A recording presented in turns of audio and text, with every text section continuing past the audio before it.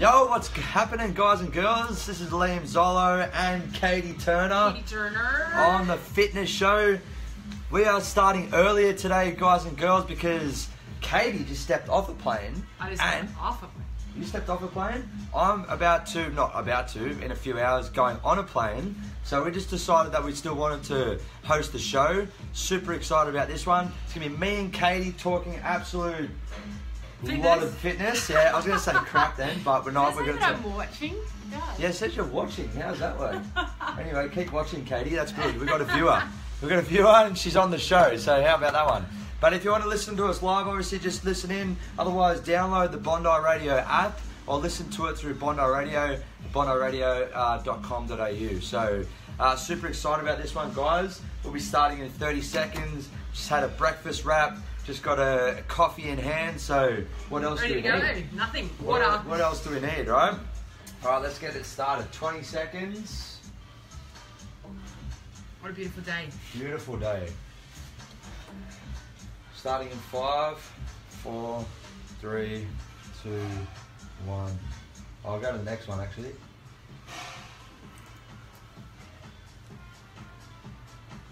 Behind the scenes stuff, guys. Still says I'm watching.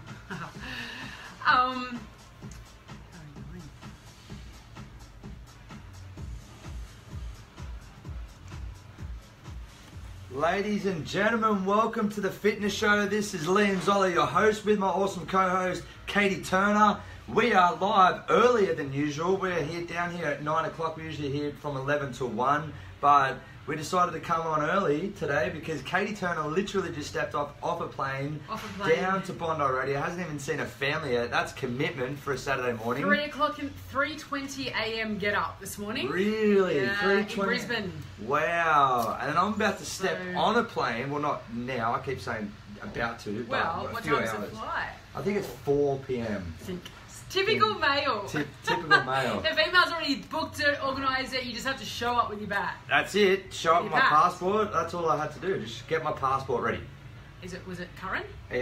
Well, I got a new one. I got my Australian passport. I'm an Australian citizen I saw that. now. Where were you before? I'm an Aussie citizen. Hold on a second. You're not going to believe this. I'm an Aussie citizen and I've been living in the country 27 years and I just got my Australian citizenship. How come? Where were you before that? How come you had to get citizenship Took now? me a long time to get it. Don't even go there. Look, my parents, I'm not blaming my parents, well I am, but my parents, we just never got it. We just had a permanent residency. We didn't need to. Where did they come from? England. I was born in England. Ah, you're from the mother country. From the mother country, so. English viewers out there, there's a few of them down here at Bondi. Yeah, half of Britain's in Bondi, isn't it? And Manly. Yeah, exactly right. So I literally got my Australian citizenship last year in July, and I just got my Australian passport. Wow. So, which is pretty interesting, and I got it 2 days ago. So now you'll be let back in the country. Maybe. Let's hope so. It depends what antics he gets to in Bali. I'm glad wrap my bag before I go, and I'm not taking a bodyboard bag or anything like that. You've never been before, have you? Never been. Sort of freaking out. Don't freak out. It's it's going to be pretty good because I think that I've travelled to Central America, and that's a pretty bad country in terms of bad continent, I guess, in terms of crime and stuff like that. So if I can take on that. Costa Rica, Belize, Guatemala, and Mexico. If I can take on those countries, what's Bali? Bali's a piece of cake. Yeah, especially if you're in a nice little villa or somewhere. Yeah, Uluwatu we're going to. We're going to Canggu, I think. We're going to Ubud. I don't know if I'm saying all these right. Yeah, I don't even know if I'm going to these places. I'm just naming Bali. I've been 7 times. Really? Yeah. I love Bali. My first time ever, my mum took me when I was 12, and that was it for me. It was a holiday destination. I've been to Europe and I've been to Brazil, but Bali was always my go-back to. It's obviously changed a lot since you've gone there since you were 12. Yeah. I don't get it. There's such a divide. Like, people love Bali or you hate Bali. Why do people love Bali and why do people hate Bali? I think it's a haggling, and if you're not used to that, and if you're an extrovert who likes to go out and get amongst it, maybe you'd love it more. But if you prefer to have that quiet, you can have that in Bali by going into your own villa and or in Nusa Dua even, where it's just a resort city, you know, you can stay within a resort, you wouldn't know that you were here or the Gold Coast. Yeah. But if you really want to get amongst the culture, plus I think that there's a bit of a name for itself around Kuta and, you know, Aussies getting drunk, cheap alcohol. Yeah. And people can get like pancreatitis from their alcohol because they just make their own alcohol. I hear stories, but with me, stories don't matter. Like, weather doesn't matter. Just go over there with no expectation, and then I'm going to have a better time. That's Best how I way do to travel, isn't it? Always. Don't have an expectation. The times where I have an expectation, that's when I'm going to be let down all the time. You know, because I've such a high expectation what's going to happen, and it's so excited that I've already lived the holiday before I've even gone there. Let's just live in the moment. I know it's a bit cheesy to say, but it's just about being present. It's true. Definitely, because, you know, especially for places like Bali, people are scared about the drugs and getting caught with, you know, cocaine cassie with, you know, loads of drugs in your suitcase. Those that get caught 99% of the time did it.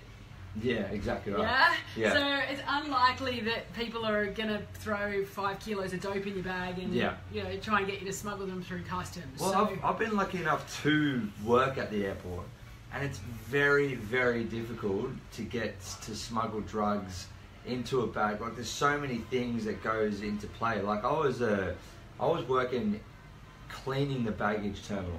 There's cameras everywhere showing me where, you know, seeing where I am. If I overstep the mark and go into a different location where I'm not meant to be, they'll pretty much like come out. Security guards will come out and say, "What are you doing?" Even though I've got an airport pass, security pass to pretty much go anywhere, but they're still strict on it. Plus the fact that the baggage handlers that are there, like I've seen I was cleaning the international baggage terminal, so I'd see the baggage handlers come in at like 5 a.m. and I'd be watching them. And they don't have enough time to smuggle it. Like, when are they going to smuggle it in? And how are they going to figure out that's the particular bag? Like, I find that fascinating.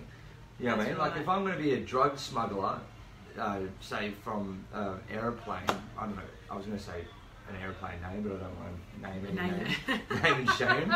But especially when you're flying out 5 hours. In 5 hours, exactly right. But how would it work? Like, if you're the drug smuggler and you've got a bag that's already like gone through customs, then the drugs are not in your bag, so then I have to put them in your bag. How am I going to collect that random bag? Or am I just putting it in someone's random bag and then it's very complicated and I watch very a lot of Law and Order. Ooh, and okay. my partner reckons I should have been a lawyer, but I've thought about this, and I reckon you would have to pay off a shitload of people to get to the point that you need to get the drugs through. Yeah. And so you'd have to be making a shitload of money to be able to do that, because it's not just the airport security. You'd have to pay off, you know, the other end. You'd have to pay off, you know, federal police or whoever. So, yeah, the whole theory and being scared of, you know, go to Bali and have drugs put in your bag. Yeah. It's pretty difficult, I reckon. Yeah. So what's been happening with yourself anyway? Huge week. Like, I just got off the plane from Brisbane, which I was going to Bali. Yeah. From Brisbane, my mum's had a hip replacement, so I went up there for 2 nights to see her and get her doing her exercises. Hi, Mum. Do your exercises, because I'm amazed at how quickly after a complete hip replacement, how quickly you're up walking around. The scar's healed 4 weeks later, and she's doing stairs and whatnot. So wow, that's pretty cool. Yeah, and is she feeling better? Because hip replacements, like Emily was telling me, if you crack your hip, that's like a dangerous thing to happen to you. Because I can't remember, you can lose a lot of blood, like internal bleeding. Ooh, and I'm thinking, from a cracked hip, like if you crack your pelvis, it's like, that's dangerous. Like you gotta attend to the scene as fast as possible so you don't have internally bleeding. So it's a different scenario when you're getting a hip replacement. But it's just interesting to see how, if your broken bone can cause like that, it can cause fatality from. Is it because the organs are around there, or? I don't know. It's like a gateway. I think the artery, like the femoral artery. Femoral artery. I don't know. I'm making one up. Yeah. Well, that's right down there. So it's there. So if that cracks and it just like bleed to death, you can cause bleeding to death. So it's like a hip. Don't want to break your hip. No. And also with hip replacements, they only ever want to do one in a lifetime, maximum 2. Yeah. So, you know, you're kind of same as knee replacements. You kind of don't want, you know, to be doing it too early. So, Hopefully that's the only one she'll need, and now she'll move more and move better. Yeah. So that was my week. What else have I been doing? I've been listening to a lot of ATP podcasts, actually. Okay. ATP podcasts. Yeah, ATP Science. So they do a lot of supplements, and they revolve it around hormones generally. So they do an awesome supplement called Court RX, which is like to lower cortisol levels. Mm-hmm. But they do a lot of other, T3, thyroid, multis, everything, and it's all science-based. These guys are doctors. So I've been listening to it, and there was a guy on there called Luke Lehman, and if anybody can follow him, he's got a company called Muscle Nerds, which is Muscle Nerds. Amazing. He does everything from, he does the science behind exercise, and his philosophy just rams home. Like, he talks about trainers getting on one bandwagon and sticking to it, whether it be keto, whether it be low carb, whether it be CrossFit, where they get on one bandwagon, they prescribe everything, and it's bullshit. And yeah. I love that. Everybody's different, and like we talk about, personal training is personal for a reason. What one may work for one may not work for another. Exactly or right. It might be work for you at one point in time. Yep. But at another point in time, it won't. And adaptation occurs, and you still have to change the boundaries. And yeah, so it was awesome, his podcast. And he was talking about prepping for exercise. Okay. And that was one thing that we don't do, right? We take a client, especially if they're going, and out in the industry now, it's hit. All right, we know that the biggest bang for your buck, the quickest way to get you to lose calories is by putting you into HIIT training. Yeah. And he's saying, we've got to get our clients to take responsibility for their own health. Small things like being able to take their resting heart rate and their blood pressure are big indications of what's going on in their body. Yeah, okay. Which I love, and that's a lot of my philosophy. So yeah. Interesting. So bit of research. Bit of research. That's interesting. Podcasting on planes. When we're about to put our podcast up. Yeah, we're going to go put it up. It's pretty exciting. We're going to do a fitness show. Should we call it with Liam Zollo and Katie Turner? Do you reckon? Or yeah, why not? I think that'll fitness show with Liam Zollo and Katie Turner. So that's pretty exciting. Yeah, we're going to put our podcast up. That's easy. The hard thing is for me is just doing it. And that's it's a message for everyone out there, like even us, like for just doing stuff. Like we get so wrapped up in our everyday life, like just we neglect the important things. It's like the old Stephen Covey principle. You ever heard of that? Stephen Covey, 7 Habits of Highly Effective People. And he has this explanation of the jar theory where you put big rocks in a jar. Never seen this before? No. Okay, so you get a jar. He uses this analogy and he shows it on stage. I've used it before in a little coffee cafe workshop that I did with my clients. Get a jar and you fill it up with big rocks. And you say, these are important tasks of the week. And then you go the little rocks, like these are the not as important tasks. Yeah. And then you go to the sand, like you say. Now what he does is backtrack. Okay, I'm not doing it justice here, but he puts big rocks in, and then when he puts the big rocks in this jar, it looks full. Everyone says, does he say, is the jar full? And everyone turns around and says, yeah, it looks pretty full. He goes, well, you can put little rocks in around the big rocks. And then the big little rocks around there, and then he says it's full, and people are like, yeah, it's full. So he puts in sand into it to fill it up, and everyone's like, is it full? And he goes, and then he puts water in the sand. So it's like saying how much you can actually do on a daily, weekly, monthly basis. That's like your time management. Yeah. But what he's saying is put the big rocks in first, because if you put the sand in first, you're not going to be able to fit it up with the big rocks. It's all about priorities, right? Massive tangent, but what that means is it's like the big rocks for us is doing the show, putting it up on as a podcast, doing the show, putting the podcast up, putting the the video, the Facebook Live up. They're our big rocks, and then all the little things in between is not as important. So. And that's where social media has come in, right? Because I know, like, the best thing about sitting on a plane for an hour and a half is I listened to an ATP podcast. On the way back this morning at 5:30, 6 o'clock, I've written my to-do list for the rest of the week. Yeah, okay. So, Wow. and because I didn't have the distraction of Facebook, of Instagram, of, checking my emails, it was pure sit down, productive hour and a half. And kids, being a mum, that also distracts you. So I was like, what do you mean? I've got no Instagram, no Facebook to distract myself. So, yeah, it's prioritising and getting rid of all of those noise. The noise, I know. I was thinking about it this morning.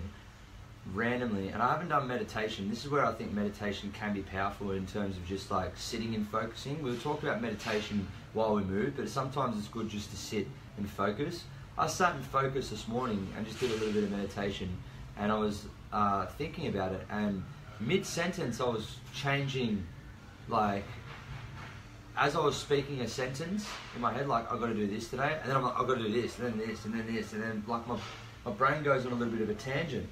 That's so funny because that's what's happening with when you're checking social media, isn't it? It's like, oh, I'm watching this, I'm watching this, I'm watching this, I'll check someone else's page out, I'll check this out. It's like going that fast that it's just like, it's creating a negative habit.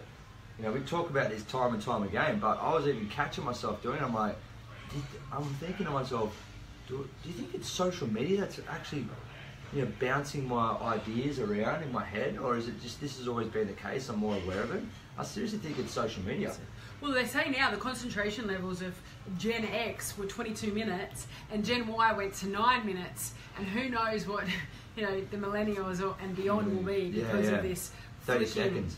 Yeah. 30 seconds. Who we got online there? Who we got online? We got Who's written to you? Booty Druce. Oh, my booty friend. He's back on. Booty My Druce. biggest follower, I think. Wow. What did he say? Well, he Hi, said, Booty. you're a star. Oh. Move over to Jackie O. Jackie O. Katie Turner is in the house. In the house with Liam Zollo. Yeah, The yeah. fitness show. The fitness show. Zollo and Turner. Zollo and Turner. How good. And what else have you been up to? You've had a big What week. have I done? Yeah, I've had a huge week. We brought on a PT. We're bringing on a personal trainer. I won't name her name at the moment, just so we can just still work on the negotiations with the contract of Fitness First. But we'll bring her on the show. Yeah, definitely. She's an exciting story. I was stalking her. I was stalking her on the... Before she came on or after? What's that? Before she came into Fitness First both. or before? Yeah, I can justify why I'm stalking though. But you know how people are like, oh, I'm stalked. Yeah, I stalked. But I'm stalking for business purposes. But secretly, you've got to have to stalk anyway, don't you?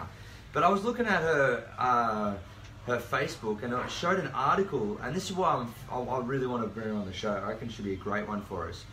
She's from England, and she was actually did an article with like the Independent where she shared like her as a fitness model, because she's like a fitness model and fitness influencer. She got like 30,000 people on her Instagram or something ridiculous, and it showed her like all blushed and, you know, what do you call it? Like airbrush and all that stuff. They do. Yeah, and then she looked like stunning, and then she looked at it from a point of view where, you know, where it was just real.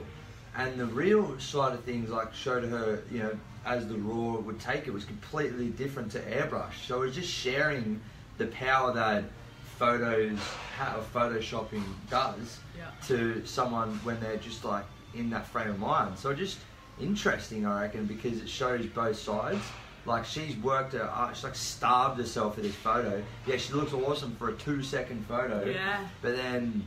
But why do people get in their heads? I mean, there's so much out there now that, you know, that there is airbrushing, that there is, you know, unnatural effects, and, you know, we all get the spray tans to look thinner, and these people, you know, starve themselves, yet people still think that this is real.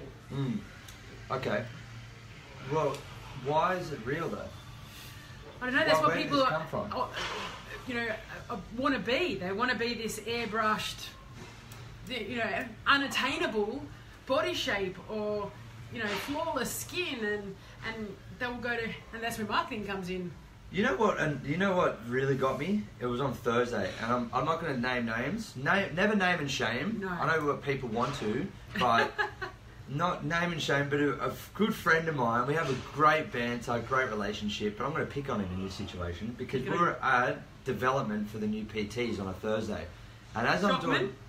What? Shockman was there. Ah. I was like, Shockman! Zollo! Having a chat with her. She was chatting to my level one, or the girl that works in Market Street, so they were getting along really well. Good. So, anyway, I was just chatting, and we saw the level ones doing a gymnastics workout. It was GST. You know GST? Gymnastic Strength Training, it was called. I'll explain another story after this one. I won't digress, but... he spoke to me and was just pulling out his phone and going on Instagram, and then doing like a Instagram story of the level ones doing a gymnastic strength training.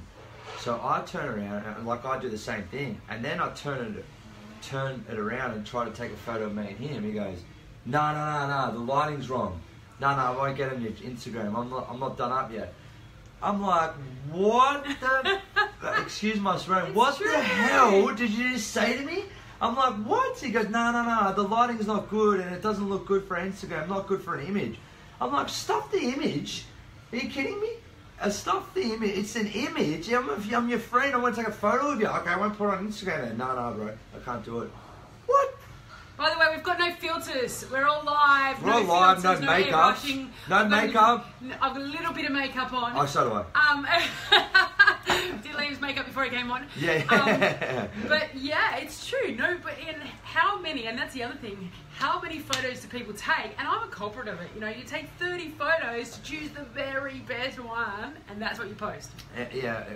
My lovely girlfriend did it this morning. We had the dog, you know, hugged. Oh no, it was last night. Hugged in our arms. Was it this morning? I can't remember. Anyway, hugged in our arms, and we're taking one photo. I'm like, that's a good one. No, angle. I'm like, the dog's head's gonna move. Just take the photo. And she deletes that other one and tries to take more photo. I'm like, oh my god. And she's beautiful. But we all have these things, right? That no, we have to take the photos from above, makes us look skinnier. You know, get the right lighting, and you can take how many photos. In the old days, we didn't have selfies, right? So you just took the old photo, and then developed it and hoped for the best. Photo of a beach, yeah. How good was that? Yeah. That was a funner process because you're like, why is it going to turn out good? I hope it turns out well. Damn it, my finger was over the top of it. It's a picture of black. Yeah, picture's black. But again, an unrealistic thing, and there's nothing better than when you meet somebody in flesh and they look like that person in flesh. Yeah, exactly right. How good's that? I was listening to Kendrick Lamar's song Be Humble, and he's like, I'm sick of the effing Photoshop. I'm like, yeah, Kendrick. Get in there, mate. At that stage? Yeah, I didn't do the boxing this morning, but I was just listening on the way to the car, thinking I'm a rapper. One man can rap. Yeah. Red-headed man can't rap. Freckly skinned brother, that's what I'm calling myself. That's cool, the ginger's back. No, gingers have been persecuted all their lives. Give us something back, alright? Yeah, Sheeran, Harry, yeah, that's it, mate. We're on. They're on. We're on now. Liam Zollo. I've dyed my hair anyway, so I don't know if I'm red anymore, and I'm not famous yet. So not yet. Not yet. Watch your space. Katie Turner, Liam Zollo. We're going to be famous one day. We are. We're going to be famous for doing something. We're doing this all week. GST. Right? Go into the GST. Back to this one, right? So, I have embarrassing stories sometimes, but I thought it was a valid point. So we were going to GST for development. Gymnastic strength training. So I turn up to the guy who's taking it, one of the other personal training managers, and he takes it every 12 weeks. Like we have certain subjects. Like I took member experience, like put a member through the perfect experience, like smiling and waving, all that stuff. So, and I took Viper. Have you seen Viper? Yeah. Vitality Performance Reconditioning. That's what it stands for. Didn't know that. It's a long tube Bosu with ball. Handles, right? both sides up. Both sides up. Didn't know that until this time around. 12 years I've been using a Bosu ball. I thought it was just called Bosu because someone was stoned when they named it or something. But I turned around to him. I got a good relationship. He's a very direct man. This person training manager, Ollie, his name is, and he's really good with the gymnastic side of things. And I sat to him before, like 5 minutes before, I go, mate, how are you going to have an hour worth of talking about tax? And he turned around to me and goes, GST. I go, yeah, GST. Tax. You know, 10%. He goes, you got to be kidding me, you know? I'm like, what's GST then? He goes, gymnastic strength training. I go, can we delete that whole 10 seconds from our phone shit? What do you say now? That's going on Instagram. That's going on Instagram. I'm sharing it now. GST. So it doesn't. GST, gymnastic strength training. So now he took it on Thursday and I go, man, what is GST? Is it tax? He goes, yeah, man, I'm just going to talk about 10% worth of, getting 10% off all the time. GST is 10%. That's it. Go get a coffee. Drop the mic, I'm out. It's good to see though. I mean, Fitness First really invest in their trainers, right? Massively. That's what's good to see. It's really like you guys passing on your knowledge and your experience. Yeah. So they get a head start. And yeah, I think it's great. That's why I went back into the company because I like the fact that Fitness First are doing this. But it's not like I feel like I am bad mouthing other areas now. You know, I've been bad mouthing a lot of people this morning. I feel like I haven't named it. Constructive criticism. Constructive criticism. I feel like, or a bit of ego, because I feel like we're the best region. Like we have 30 trainers in a room, and we all the personal training managers took, you know, we said to each other at the start, we're always going to make an effort to be there, no matter what happens in clubland. Like our club managers, you know, giving us an emergency to do. It's like, nah, we're going to development on Thursday. So there is times where the other personal training managers don't come. Like, you know, that's the case. But majority of the time, we all go. So then I think that's a reflection of because we go and we participate, and there's times where we just, it's like a catch up between personal training managers. We can't help each other. We're just like, hey man, what's happening? And like having a chat and have a conversation. My club's better than yours. My club's better than yours. How's your club doing? My club's doing, oh my God, oh, this happened. So it's like a group counselling session in the background sometimes. But most of the time, we are sitting there and participating with the level one. So it's like that. I think that's just grown. Like we go there, we participate. So then the people that we're attracting, they know they have to go there and they have to participate. Other areas, they have like 4 people go. It's like in the whole region, they have like 4. Are you CBD? We're CBD, so we are the biggest. Yeah. We are the biggest like little location, and we've got 14 clubs in our. But you're obviously region. passionate about it, and also you know because there's a difference of being sent to a course and then having somebody who knows the course helping you implement it. You know, even when I was a lecturer, we deliver the foundations, but we're not out there to see whether they're doing the right thing or, you know, doing what we said we to do, or even trialling it. Like I say to my students, don't trust what I say, do it. Exactly right. You know? And that's why it's good for Fitness First, because it's, you know, the trainers go out there and make a mistake, and then we're talking about things that in the development about the things they've done well, like the other level ones are doing well. So they might be 8 weeks in, and they might be speaking out loud in front of the 25 or 30 other level ones, and they say, oh, this happened in club, I don't have a good relationship with this person, and then, you know, we all bounce off each other. It's like a group little cultivation of like how we can improve. You know, like we have this, for example, I remember a couple of weeks back, they were taking, I can't remember the subject, but they were talking about, you know, building a relationship with a member, with a client. And one of the personal training managers, he was saying that he had a guy that for 3 months didn't say a word to him when he was training. He's like, I'm going to lose this guy like after this 12 pack or whatever it is. And all he did was just, he wore a Dragon Ball Z shirt one day. The guy wore a Dragon Ball Z shirt, and then he walked up to me and he goes, you like Dragon Ball Z? Oh, blah, blah, that's this and that's that. And then they started talking about gaming, and then the personal training manager, brother, is a gaming freak, like as in not bad freak, but like just knows everything about gaming, actually does podcasts and works for Sega or whatever it is, you know? Wow. So he started chatting to him about that stuff, and then I ended up having that client for 2 or 3 years. So then the level ones come in and start chatting about, like, I don't have a good relationship with this person. What do you think I should do? Like, it's like a situation analysis. Because it's really lonely being a PT. I found it when I had a personal training studio, and I had it for nearly 5 years in Crow's Nest. And even though I had somebody with me for 8 hours or 7 hours a day was my maximum, I'd only ever do 7 sessions a day, because I knew in terms of quality control, that was it. After 7, I wasn't delivering the same quality as if it was my first client in the morning, and that's really important when you're PT. Exactly right. But it's isolating. Even though you're with a client 7 hours, you're still really working by yourself, because it's about them for 7 hours. And, so I suppose having this interaction and using experience and bouncing off each other. It's awesome, isn't it? And that's why us, the PTMs, sit in the back, and then we're like doing it on another level. We're just like, oh man, I'm struggling in clubland like this. Well, how do you deal with this situation? And we're, us 14 PTMs all bounce off each other as well about clubland stuff. You know, so it's like just a massive, you know, integration, trying to figure out problems along the way. So, which is good to see. Yeah. But that was a big tangent anyway, wasn't it?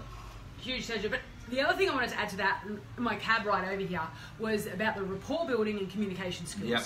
And my cab driver today, sweetest guy ever, is Vietnamese, 60 years old, 4 kids, came here after the Vietnam War. Wow. Had 4 kids with his wife, and they're all now working for Macquarie Bank, you know, in finance, and obviously instilled very strong work ethics because of where they've come from. But he says now, cab, he's been driving cabs for 20 years, and he said that when people, especially the younger generation, get in a cab, they don't even say hello, how are you? As soon as they get in the cab, on their phones. There's no communication, there's no politeness, no thank you, it's purely a transaction, and I think that we're losing that communication and rapport building. Definitely. And I think I don't know, like, well, what do we do though? I think Uber's good with it though. Like, me and Emily play a game at the moment, and my best mate Shawnee, we're in an Uber the other day, and I figured out about the rating system. So if you get rated, you're more likely well, you're more likely gonna get picked up more. So Emily turns around and says, I've got 5-star rating. So I'm sitting in the Uber as you're saying this, and my mate Shawnee's like, no, he was heaps stoked because he got 4.8 rating out of 5. The Uber driver? No, my mate Shawnee. Oh. And he was saying this to me while we're in an Uber. And I said to the Uber driver, because I was paying for this Uber ride, because we went to a wedding a couple of weeks ago, so that's where we were going from the wedding to reception. And I said to her, I go, what am I on? She goes, 4.95. I go, boom! And then Emily's like, she looked at hers and she's like, I'm on 5. I'm like, damn it! I'm like, can you give me a 5-star rating, please, Uber driver? And it's like that interaction. I think it's like a little bit more gamified. But from the serious perspective, it's harder with the cab driver, because it's like, there's no incentive maybe, or there's no accountability to speak to that cab driver. But we shouldn't have to have accountability. Like if you're in an Uber ride, I need to get the 5-star rating so I can get lifts like at the drop of the hat. Do you think it's also the review side of things has become like Facebook, like just give me a review? Yeah, kind of. In some ways, that's what it was like with us. But maybe we're a generation thing. We had a bit of fun with it. Yeah. We're a bit older, so we're talking to the Uber driver, building like connection. A bit of connection, but most people... most people aren't doing it. So do we need to be held accountable in order to have that conversation with the... We shouldn't be. With a taxi driver or Uber, or should we just wear it, and the fact that we're in a different mindset now. It's all just on our phone. And I'm not accepting it. I don't accept the communication thing. Yeah. And one thing with my daughter, I'm really is the please and the thank yous and the she's a chatterbox anyway. But just having communication outside of mobiles, and you can't beat it, right? Because you can't say no social media, no phones, no this and that, because that's just not. It's like prohibition. It's never going to work. Yeah. But there's got to be a way that we can integrate it. Yeah, exactly right. Just build self-awareness. I don't know. Like, do we have to have a phone app to log us off Facebook? Like, there's a phone app already out there that logs us off. Like, we set a time limit for social media, and it switches us off. Well, nobody's accountable anymore. Nah, it's like we've just given in. Yeah. Oh, you log me off. You tell me when to get up. Yeah. You tell me when to eat. You tell me what exercises to do. You tell me how my hair's supposed to look. Katie, what's the first word in smartphone? Smart. So what is it? I did have to think about that. You have to think about that. It's the thing. It's specific, they're smarter measurable. Than us. No, they're smarter than us. That's what it's saying. Like this phone is smarter than me. Yeah, true. So I have to. That's the intelligence right there. I'm not the intelligent one. So phone, fix this. Siri, fix this. This, fix. And a smart television. It's external. Everything's coming about external, but it's not. It's like it's that internal dialogue. It's that internal discipline. That's all come from the generational aspect. So we always go on these little tangents about social media, but let's do something to fix it. Well, you know what? And this may be where tech-driven sports gear is coming out of, right? Because it's now keeping the client accountable on their heart rate, on their steps per day, on their, so now, how many steps did you do? 10,000, 7,000, they've got something that's logging that and their heart rate. And this ATP science with Luke Lehman, actually, he was saying that the best thing that we can do for our clients is give them tests that they can do at home to see where, what their body's doing. And we know that heart rate and blood pressure are easy to take, measurable internal tests that tell us, hey, I wake up one morning, my resting heart rate is 90, but I look fucking awesome. Yeah. There's a difference between health and training. Yeah, exactly right. There is a massive difference. That's just one part of it. Exactly, and that's what he was saying, you know. Oh, you might look good on the outside, but he was taking, you know, because he's dealt with athletes, and he was taking their sugar levels, their heart rate, their resting heart rate, their blood pressure, and their results were like they were going to drop dead tomorrow. But they're 25 and look good, and people want to follow them. Yeah, exactly right. Now, there's a big difference between health and sport. Sport. Or science. And looking healthy. Yeah. It's just all about look. Everything's about look. Like, it's just not, where is it about feeling? Yeah, totally. Where is it about connection? You know, and the connection through Facebook and Instagram, social media, that's a form of connection. That's not the form of connection. That's right. You know?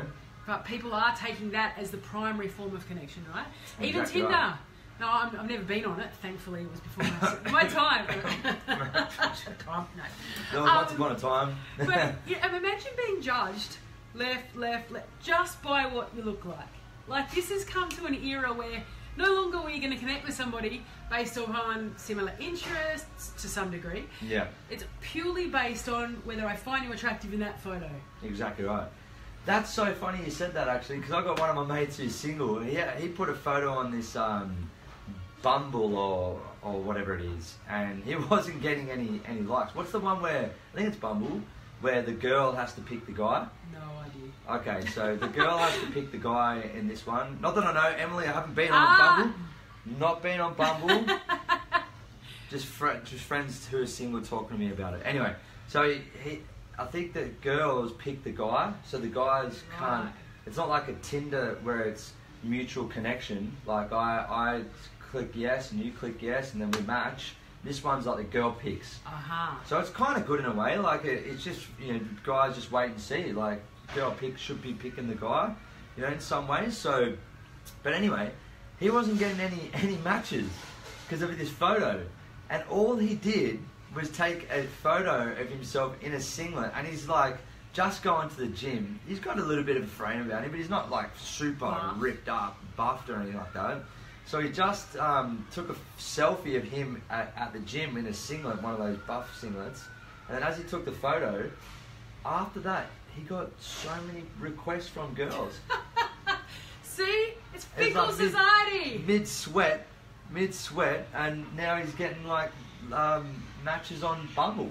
Like, how's that work? One photo. Blows me away, I know, but it just goes to show you how fickle we are, right? I Is know. that it determines what you look like. It depends whether you get hits. Exactly right. I'm a little bit, you know what? If anything would ever happen, God knows it won't, but if it was, I'll be single for the rest of my life. There's no... Yeah, no, there's no more. No more. No more Bumble, no more Plenty of Fish, no more Tinder. Nah. That's it, Tom. That's it. But one of my favourite quotes is, love is not found, it's built. Yeah. And this is, you know, what we're getting away from. Fuck the movies, the idea of that you're going to find somebody on Tinder and you're going to be happy with them for the rest of your life, but you're not going to work through the shit and you're not going to work through the ups and downs. As soon as, you know, that person pisses you off because they say something the wrong way, it's see you later, on to the next. Yeah. You know, and this fickle way of society, and, you know, even the older people say, you know, when it's broken, we fix it, we don't throw it away. Yeah, exactly right. And that's a great point. That's with everything. Today we become such a consumable society that as soon as something breaks, we throw it away, we don't even, you know, try and fix it. And or we think it's broken. Or we think it's broken. Yeah. And our ego's too scared to say sorry in friendships, relationships, work, whatever it might be. Yeah. I don't know where I heard it. I think I saw a documentary on this girl following her grandparents and wanted to know why they're like 100 years old, both of them. They're still together, still alive, still flourishing, and she was talking about her grandparents, and she was interviewing them, and the grandma was like, "There would be maybe a year where I'd hate your granddad." It's true. I'm leaving every month. There's times where it's like a year. I'd hate him for a year. Like oh my god, I can't even stand the look of him for a year. Now in these days we'll just go, oh, I hate you for a day, you're gone. See you later. And but now, it's so true. They're 100 years old, but then I think that's what we don't realise, that as we get older, that's what we need, that companionship, that love for each other, those stories, those you know, that trust that you built. You know, it's all about what you said, the building phase, isn't it? Yeah. I like it. I think it's so important and something that we're just not willing to do these days. So fix it. Fix it. Work through it. Put your ego aside. Apologise. By all means, go for a walk. Take a day out if you need to. Yeah. But, you know, come back to the foundations of why you're together, you know, why you have kids. Obviously, if there's any abuse of some sort, then by all means, you know. Yeah. But in terms of it's just because you have a difference of opinion. And I think that's another thing is that we're supposed to all conform to the same opinion, you know. Oh, Kim Kardashian's hot. No, she's not. What do you mean she's not? 75 million people think she is. You don't agree with my opinion, you're not my friend anymore.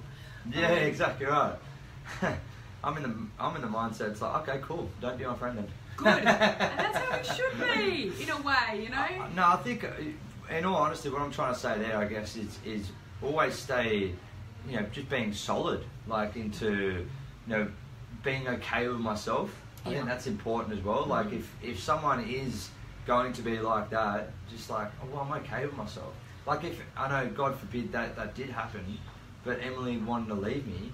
I know I say this a lot and people are like, whoa, it's like, well, I'm okay.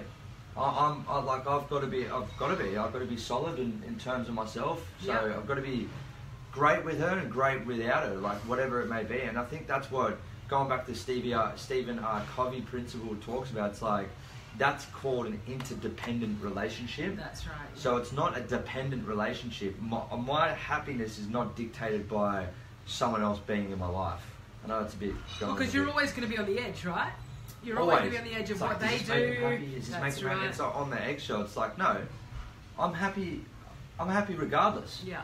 You know, and I think that's what it's going to be, because I think that's sometimes what happens in a relationship, because you want to impress so much that's why, like, and when you can't impress them, you don't feel like you're good enough.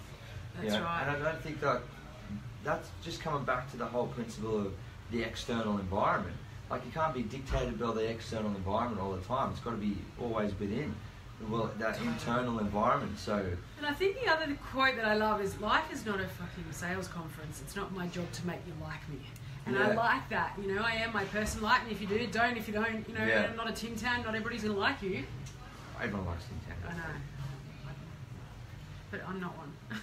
You're a Tim Tam. I'm not a Tim Tam. You are a Tim Tam. And I'm like, well, if you don't like me, that's fine. I'm not gonna like everybody else either. You know. Yeah. I think that's one thing that we really have to, like you say, the external environment is, you know, like you. If you like yourself and you're okay with being by yourself, then everything else follows. Because back to the exactly right, and back to the Stephen R. Covey, what he says is, like, you have a dependent relationship, so you're only dependent on that one person or that one relationship, and it's the same in business or relationship with friendships or, you know, parents, brothers, whatever the relationship is. It's always a situation based. But you have the independent relationship where you can't be dependent on the other person.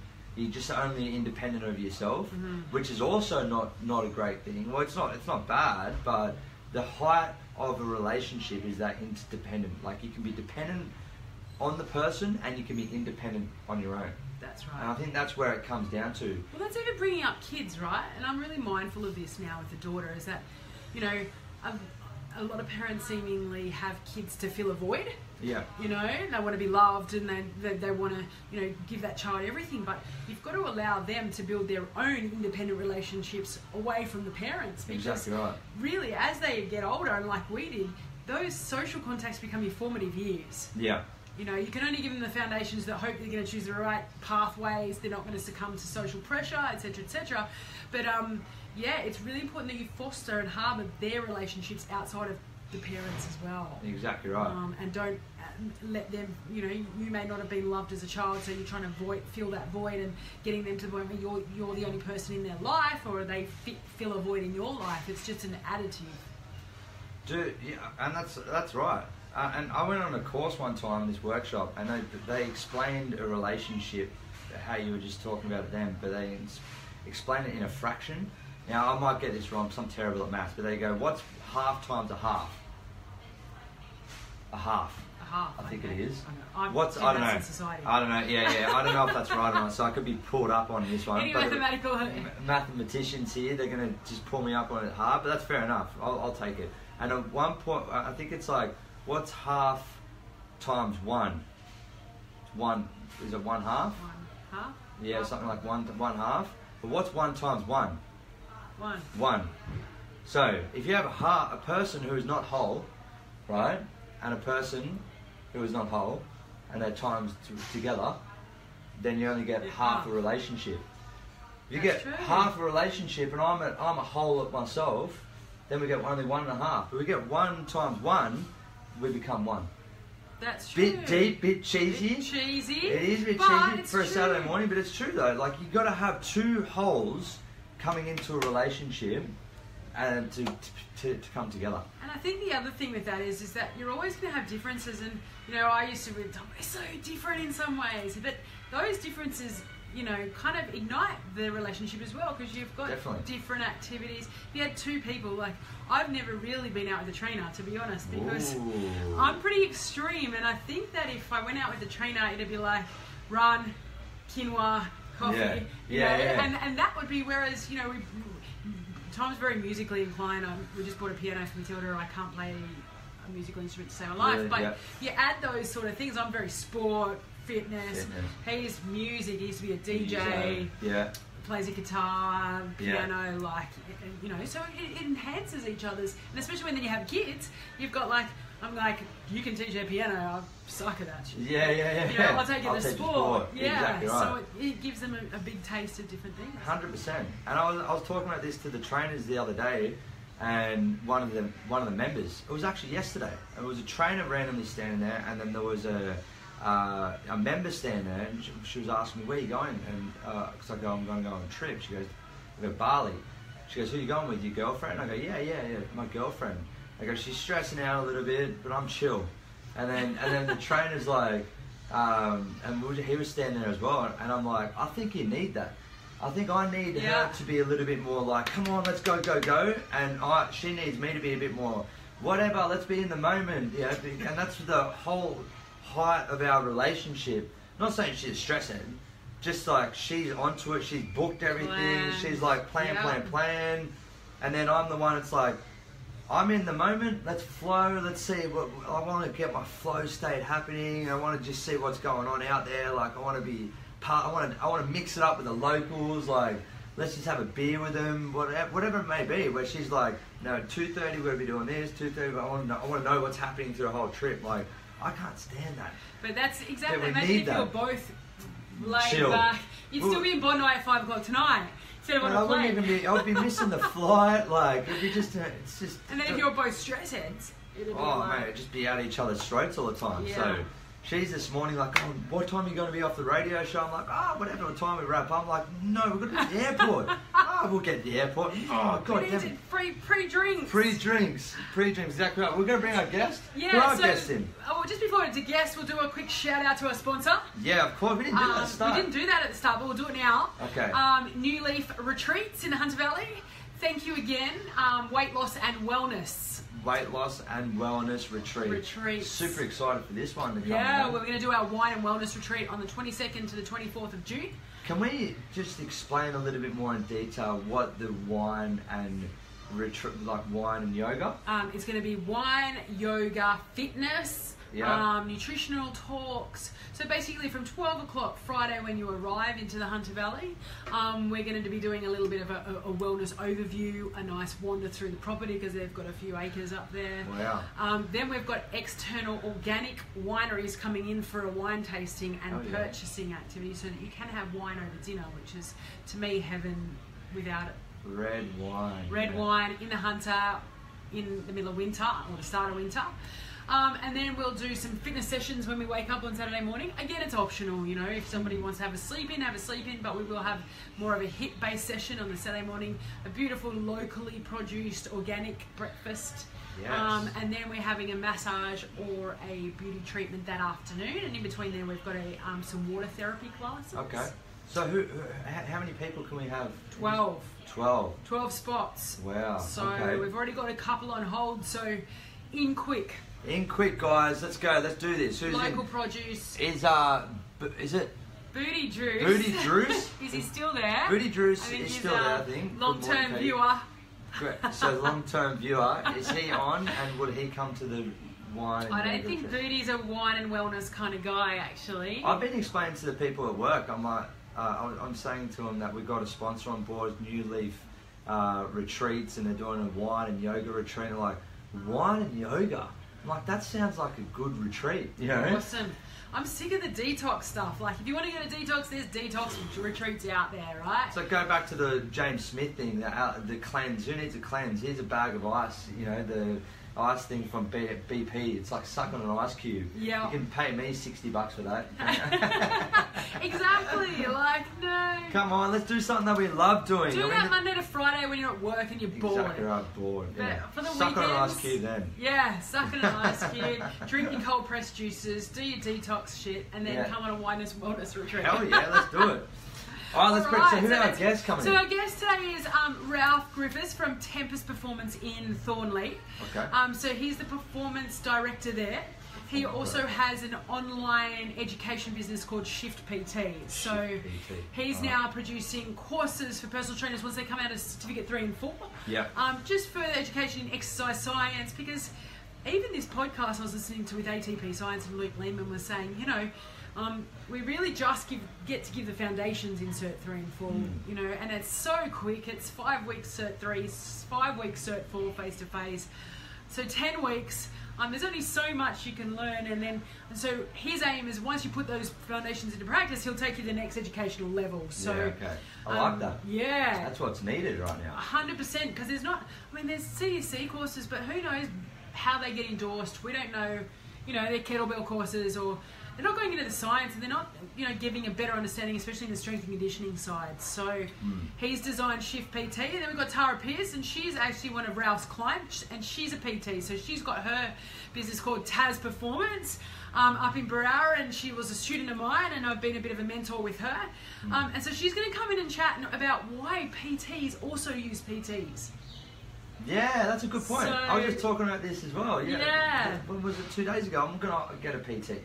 I'm a I've PT, used yeah. one. You're a PT manager, and I'm gonna looking use to one. use a PT. So it, you know, and we're talking about offloading, because Yeah. if you're, you know, Tara's built her business up amazingly, and it's basically group fitness orientated too. You've got 10, 15 women mums in there offloading to her every hour. Yeah. Sometimes you need a little bit of accountability, a bit of structure, and somebody else to. A bit of direction. Yeah. Yeah, offload your stuff onto someone else. Exactly. Yeah, offload my shit. Unless it's to the partner. So let's So it's bring Ralph and Tara. Ralph and Tara. Perfect. Let's do this. All right, guys. So We're if gonna you're go to the song. on Facebook Live, go grab a coffee. If you're on the app, we'll be back in 2 minutes. Thank you.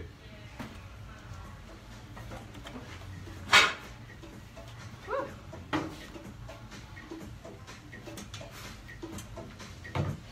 Sweet.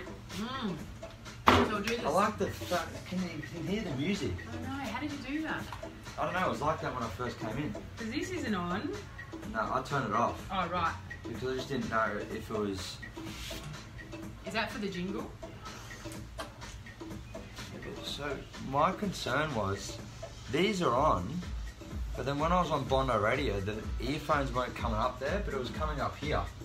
I'm like, shit, what does that mean? Have you got battery there? Yeah. Yeah, my laptop. No, on your phone. Oh yeah. Oh good. So let's go. Let's bring Let's Ralph go in. and Tara in.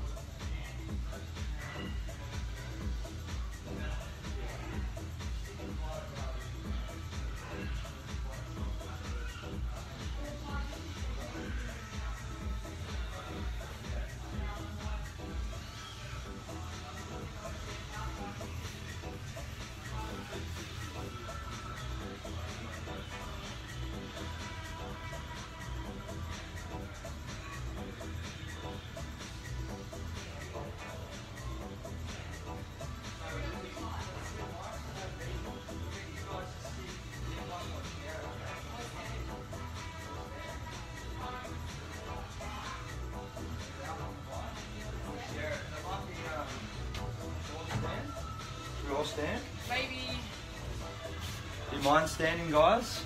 No, not at all. Are you all good to stand? PTs, mate. Better. Sitting Sitting in the car and right now. standing. Is Oh, that you right? get over here okay? You find it? Yeah, Where'd you park? Just there. Oh, just in the car. Just Just there. literally right And you live in Bondi, Ralph? Yeah, I live just a block up the road. Oh, yeah. cool. Yeah, Okay, just on awesome. Roscoe Street, so. And you used to have Speedo, is that right? So, I worked at Speedo, Right. and my business partner on these other businesses owned Speedo. But I was just working there as a coach. and so you both shift PT? Yeah. Just yeah, the two of you? Yeah, because we're the founders of the yeah. Wow. And how many students have you got online? Oh, at the Save moment. the question. These are Yeah. great questions. Jeez, what's going on here? We'll Oh, be there you go. So we got Good. Facebook Live here, Facebook and it's Live. running through the app as Cool. well. So So all I do, guys, is I might just pull the microphone close to you if I can't hear, because I'll wear some headphones so I can really listen in what's happening. Yeah. So if I might just give you a nudge forward or something like Yeah, that, yeah. or Katie might give Tap you a on nudge, the bum. tap on Yeah. the bum. Yeah. That's all good. if he starts pinching or you feel a few prodding, then you got to work. Yeah, you gotta watch out. No more than 3 seconds. Yeah. All right, ready to 3 go? second rule. Yes. We're back. We'll just do a sponsor shout out as well when we come back. 3, 2, 1, we are live down on Bondi Radio. This is Liam Zollo, your host for the fitness show with Katie Turner. And we've got our co-hosts, Tara Pierce. Hi, Tara guys. Pierce, another great last Pierce. name, Ralph. And Ralph Griffiths. Griffiths, that's right. man, we've got a common theme here, guys, that every person we bring on has got a great last name. Yeah. I don't know what's going on here. So we've got Pierce, And Griffiths. Griffiths, Turner, Zollo. That's the theme. And anyway. Shockman last week, the other Shockman week. the other week. So Blacklock. Blacklock. So it's a common theme we've got down here, guys. But super excited to have you guys down here. We're going to Thanks give a for having shout out to our sponsor Yeah, again. again, thanks New Leaf Retreats in the Hunter Valley for bringing us on, and looking forward to the Wine and Wellness Yes, Retreat in please. June, 22nd to 24th. So wine, wellness, sleep, you know. Wine's important. I think Wine and wine wellness, is definitely. important. So what's your story, guys? Who wants to lead off first? Let's go, Ralph, Tara. Who wants to go? Go ahead, Tom. You go first. All right, Tara. Alrighty. So I've been in the PT or in fitness industry for about 2 to 3 years now. So I did PT as soon as I came out of school. Worked at Vision Personal Training. Vision Girl. Yeah, Vision Girl. What do you think of Vision? The whole Vision. I liked it. So Yeah. coming out straight out of PT course, I really liked it. Yeah. But I was there for about 9 months, and I was like, right, I'm ready to either go by myself or do something a bit different. Yeah. So that's when I decided to open up my own business in Barara, called Taz Performance. B-Town shout out. Yeah, B-Town. Very cool, all the way up, B-Town. all the way up north. B-Town. And then, yeah, like when I was going into my business, I was wanting to look more into athletes with netball, coaching, all that sort of stuff. But then I realised there was such a niche market for mums and bubs. So I've really gone amazing with mums and bubs, been going hardcore for last year, being launched 1st of May, so being just open for a year. A lot of netball coaching, and then started strength and conditioning training with Ralph at Tempest in Thornley. So yeah, just been going from there, all guns blazing. So you're a PT getting trained by a PT? Is Yes, that I correct? am. So how do you Yes. find that then? Love it. Love like it? best decision I ever made. Really? Yeah, so we Why? started September Yeah. last year. Mm-hmm. Yeah, I found, well, especially when I was working for Vision, the hours I did were absolutely crazy, and I found I just lost myself. Yeah. I lost my training. I was working such long hours that I just stopped my workouts altogether.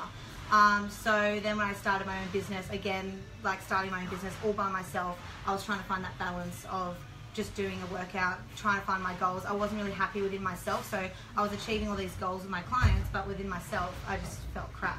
So that's when I found Ralph at Tempest, and I was going through rehab as well, so I had an ACL reconstruction. Yeah, so I was about 6 months. I finished all my physio, and I was ready to get into some heavy lifting after physio, do some strength and conditioning. So yeah, originally I wasn't sure if I was going to go back to netball or not. And then we started training, and then that's just sort of produced. We've done like a lot of rehab work the last 6 to 8 months, and then now looking into powerlifting. It's exciting. Okay. It was well, yeah. Yeah. So isn't that interesting that PTs need PTs? And we were just talking about this before. Even myself, I was having a conversation with another personal training manager, because that's what I do at Fitness First. Yeah. And another personal training manager knows so much about the body, and he's done a sports science degree. He's heavily into his powerlifting. He's done gymnastics. I'm a little bit more kinesthetic in terms of I'll base my sessions on how my clients feel and knowing my clients and where they're at that day and stuff like that. Where he's just like next 8 months he's got planned for me. So I'm like, I'm going to get involved in this guy because he's going to we're going to work towards a point. He's just going to break down every single set, rep. He's just like that mindset. And I think that's what I need right now. Yeah. And it's the same with yourself, isn't it? Well, for myself, it's more, I have about 70 to 80 clients I'm having to keep accountable and achieve their goals. And I kind of want that for myself. I need someone to keep me accountable and to let me know what am I doing this session or what I need to improve on, what do I need to focus on with food, exercise, rehab, whatever it needs to be. Yeah. I want someone to be there for me just as I'm there for my clients. Like we were talking about before, it's also an isolated industry. You know, even though we PT and you might do 7 sessions a day, you're actually quite isolated, and further education comes into that. So training with other trainers or going to a different gym, just seeing what other trainers are doing is all part of it. Yeah. And it's tax deductible. Yes. Yeah, there you go. Yeah. Ralph, huge. key question here: what's she like as a customer? Oh, she's great. Oh, you're going to say that in front of her, of course. She's paying him. She's paying him. She's awesome energy, buys into everything that we do. Yeah. We spent a lot of time recently focusing on nutrition, hydration as well, and we do some things along those lines. But in terms of her training, she came in really well trained. I think some of the stuff she did at Vision, some of the systems she learned there. Foundations, education. Yes. Yeah, that's There right. you go. I Well. Good lecturer. Say He was what my you lecturer. That's how I met Katie. Back in the day, I was learning to be a PT. How funny is that? Set the foundations Yes. strong. Yeah. Yeah. But that could work like for. I reckon it's great to have a coach, and at the same time, like you guys know Conor McGregor. Yeah. So he had a coach, John Kavanagh, and he put it down to him helping him getting all these like titles and stuff like that.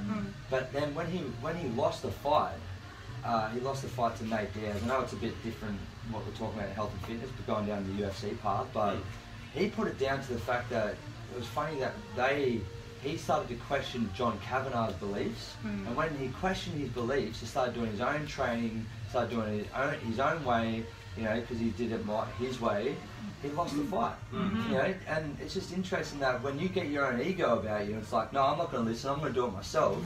He loses. Yeah. So it's needed. That's why it's good to see that Tara's like that, and that's what I'm going to be with my PT, my other PT. So you bring another aspect to your training, Definitely. especially having got that strength and conditioning background. Definitely. You definitely got something to add that, and your ability to open yourself up to learning is what's going to make a difference, as you say. Exactly right. Because you're going in as like a know-it-all. Like, what are you going to learn there? And even being a role model, like a lot of my clients were shocked when I said I actually have my own trainer. They're like, "But you're a PT. You should know how to work out. You should know how to train yourself." I'm like, "Well, no. Why do you have me?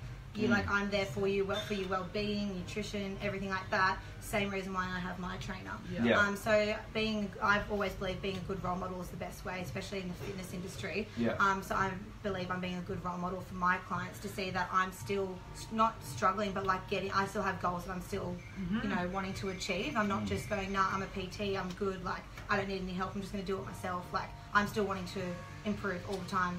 For sure, I think anywhere in your career, right, like support and still have coaches of your own. Definitely. When I was coming in, 19, 20-year-old as PT, I got, kind of local, people at my gym at Les Mills in Christchurch back in the day. That's where I started. And I got some mentorship there, and then as I got more into clinical practice, I had some excellent mentors there as well. And, as you progress, you just find people that are a little bit further along than you, and you learn from them. So how would you pick a PT though? Like how did you pick Ralph? How do you pick Well, I was looking at joining a new gym because at the time when I was training at Vision, I trained at Vision, free membership, so I had it there. And then when I had my own business, I was like, oh crap, I don't have a gym.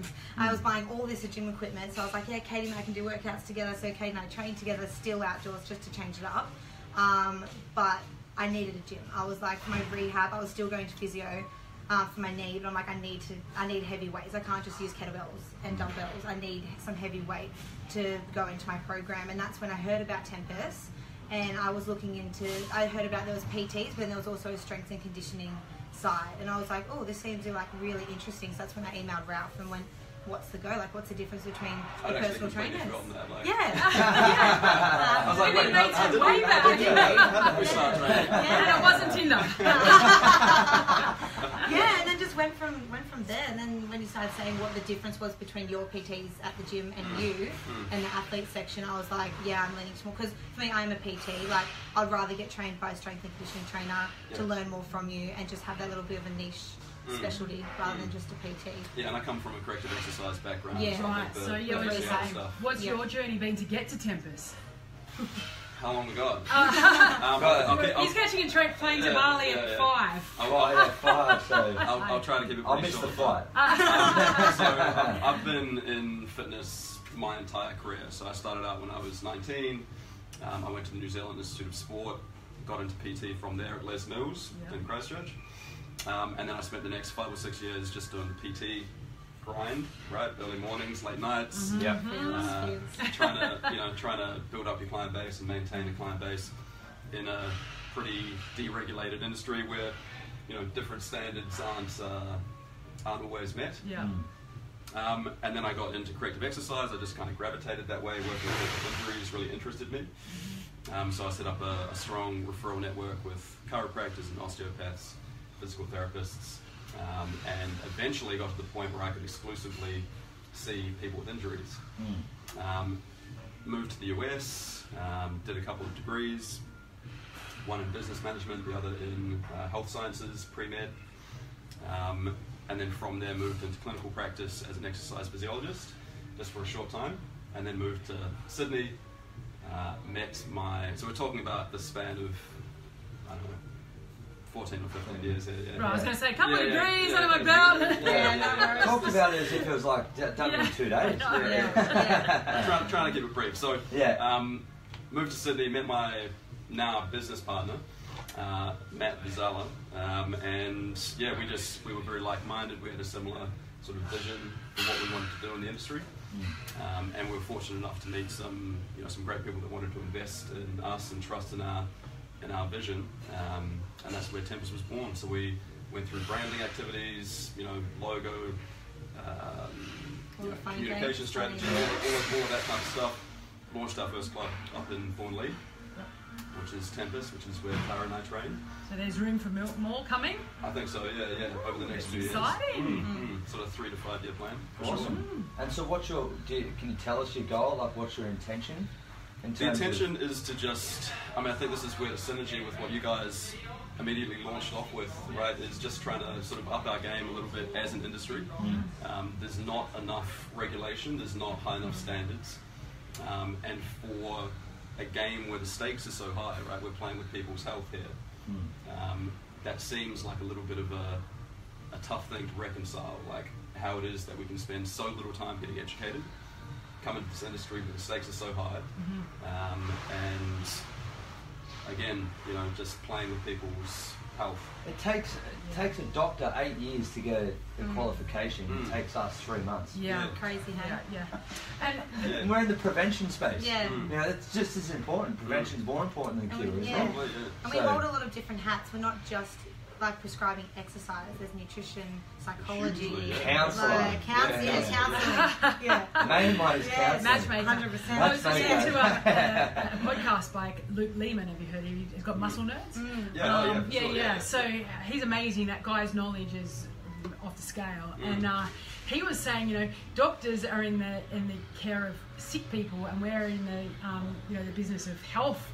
And there's a huge divide. A lot of the stuff that, he'd walk into a doctor's and a doctor goes, have a look at your thyroid, and they just look at TSH and they go, okay, you've got elevated thyroid, rather than looking at T3, T4, reverse T3. It was like, they don't even know what they're looking at, and then they just go and prescribe something and see you later, And if we can educate ourselves, like you're doing as well with Shift PT, and we'll go into that in a minute, is just giving them foundations for that prevention and to take accountability of their own healthcare. Like, that's huge. Just resting heart rate, blood pressure, 2 indications that we can take, every single person can take themselves every day to see what's going on internally. Do you think that's what it needs to be, like, for people to believe us more? Do you reckon we need to be going through a strict education, like more strict or longer period of time? Absolutely, I think so. It's easy, if you look at the commercial enterprise of PT and the sort of more standard, particularly in this part of the world where the standard is kind of the contract model, right? Except for vision, of course, but in general, most clubs have this rent the PTs pay. Fitness first, man. I work at Fitness First. I know all about the rent system. Yeah. Right, so this doesn't set us up well to be able to deal with wanting to up our regulation on PTs, because it's very easy to just have a high churn and pull more PTs into clubs and rinse out the maximum number of PTs that we can, because they, at the end of the day, pay rent to clubs. The clubs benefit from that from a financial perspective, right? And even if the club has best intentions of not doing that, when the financial gain is there, I think it's tough 100%. Not to. And I think as an industry body, Fitness Australia weren't doing their job correctly for a very long time. You know, there was no regulation. They were endorsing courses based on money rather than what they were doing for industry credentials. I think any industry that goes through really expansive growth, right, like something that's growing really, really quickly, it's tough to regulate. It really is. And PT has been something that's grown hugely in the last 20, 30 years and continues to. Right? Although I'm glad there seems to be this movement towards like, okay, we actually do need to do something about this. Because we now have this kind of a stigma applied to us, right? Where if someone says they're a PT, that doesn't carry a whole lot of weight with a lot of people, right? It's like, so is my cousin. You know? Yeah, exactly right. Every second person's on a PT course. So what do you think is going to differentiate going forward PTs that are in the industry and successful? What do I think is going to differentiate them? Yeah, the long stayers and the career orientated rather than just the Well, it always comes down to results, right? It always comes down to results. And a lot of that comes down to your systems built up around how you promote yourself and being able to track people's results, which again is something that a lot of PTs don't do particularly well. But something as simple as before and after photos, if you're looking at physique change, or if you're looking more at sort of holistic health measures, then you can use other things like you said, blood work and but what happens when you get the Instagram stars up there, or even the PTs who are putting their clients through 6-week intense programs and basically masturbating over the photos of the after the 6 weeks, and then they're not giving empathy to the clients the week later, 2 weeks later when they put all the weight back on. Yet people are seeing the transformation on social media and going, I'm going with that PT because look what he's done. Not because of his massive problem. I'm not sure what the answer is there, right? Because if you've got Instagram accounts showing these dramatic changes over short periods of time and then no follow-up, people still forget about that though, right? Like, I'm not sure what the answer is. I think it's a conscious shift. Like, we're all collective. I know this is going to be a very hard task, how to do it, but it's got to be a conscious shift.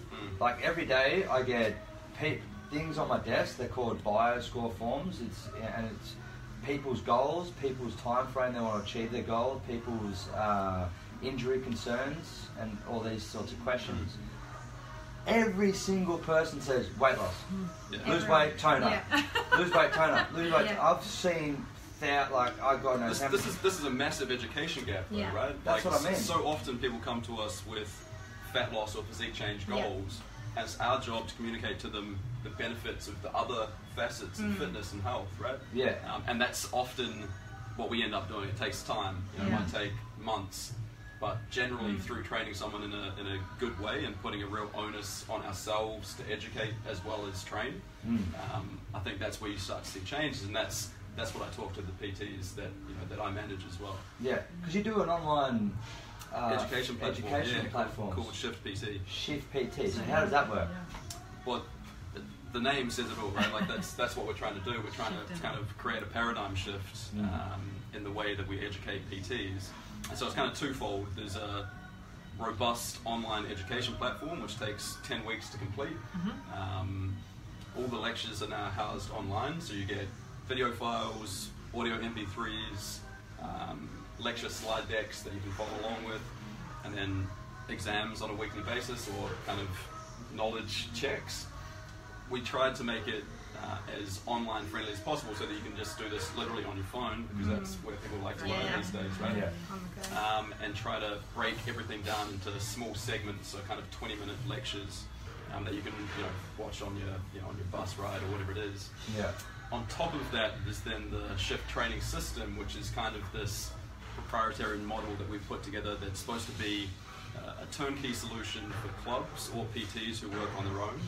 Just kind of plug in, right? So this comes with a form suite, a sales system, a training methodology and a periodization scheme running over the first 3 months of someone's training career, then a toolbox that you learn how to periodize beyond that first 3 months as well. Because that's a hard component once you get out of Cert 4, right? It's like, now periodize a client. What do you mean? I'm just going to give them HIIT. I'm just going to give them 8 to 12 reps, and that's all they do, right? Just hit them with muscle confusion, right? That's right. One of my least favorite terms, muscle confusion. But I think, you know, the important thing here, and what Shift really pulls up, there's a massive part of Shift is about the functional movement screen, which is a movement assessment tool. FMS? Yeah, the FMS, yeah. It's pretty cool, isn't it? Good. Very cool. And I was lucky enough to learn from Lee, Burton and Gray Cook, the founders of FMS a number of years ago, and that changed my way of training dramatically. This one got me. I don't know if you can see on Facebook. I always turn my leg out. Yeah, sure. Yeah. I can see your hip flexion's not great there. Exactly right. I think that's called cocking your leg. Well, and at the end of it, is there an accreditation or? Yeah, there is, and we're sort of going through the process of looking at getting accredited. We actually attended a seminar where they were talking about the deregulation of education as well, and the number of courses that are no longer looking at providing CECs. I'm so. We're actually speaking to Fitness Australia right now, and we've just gotten the okay to provide the maximum number of CECs, 30 points for the course. It's a fairly comprehensive course. That's awesome.